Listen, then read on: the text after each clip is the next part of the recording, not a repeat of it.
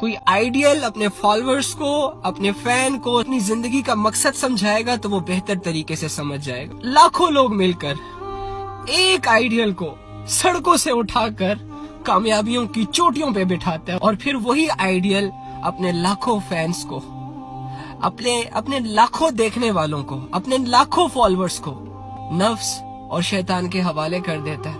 लोगों के पास पैसे नहीं है, लोगों के पास इज्जत नहीं है, हर बंदा तन्हाई के हवाले हुआ है। अब इन बेचारों और लाचारों के पास इनका कीमती खजाना वो वक्त ही है जो वो तुम्हें दे रहे हैं लाकर। बदले में तुम लोग इनका वक्त भी खा रहे हो, अपने लिए इनको इस्तेमाल कर रहे हो, अपना नाच गाना इनको दिखा रहे हो, अपनी गाड़ियां इनको दिखा रहे हो।